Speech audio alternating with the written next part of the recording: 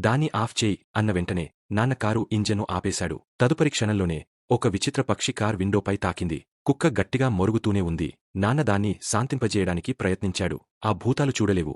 అవి శబ్దం ద్వారా మాత్రమే లక్ష్యాలను గుర్తించగలవు. కుక్క మొరుగుతూనే ఉండటంతో మరిన్ని రాక్షసులు చేరుకుంటూనే ఉన్నారు. వాటి దెబ్బలకు కారు విండో పగిలిపోగా మొత్తం కారు కంపించసాగింది. అప్పుడే దూరంలో ఒక తుపాకీ కాల్పు శబ్దం వినిపించింది. రాక్షసుల దృష్టి అక్కడికి మళ్ళింది. ఒక్కొక్కటి ఆ కారు వైపు ఎగిరిపోయాయి. నిజానికి ఆ వ్యక్తి కారు ప్రమాదంలో చిక్కుకున్నాడు. అతని కాళ్ళు ఇరుక్కుపోయాయి. ఈ కుటుంబానికి భారంగా మారకుండా తనను తాను బలిదానం చేయాలని అతను నిర్ణయించుకున్నాడు. అయితే కుక్క మాత్రం ఆగలేదు. మొరుగుతూనే ఉంది. మరో మార్గం లేక నాన్న వెనుక సీట్లోకి వెళ్లి కుక్కను కోగిలించుకుని శాంతింపజేసి ట్రంక్ తెరిచి దాన్ని బయటకు వదిలేశాడు. కారు చివరకు నిశ్శబ్దమైపోయింది. కానీ రాక్షసులు వెళ్లిపోలేదు.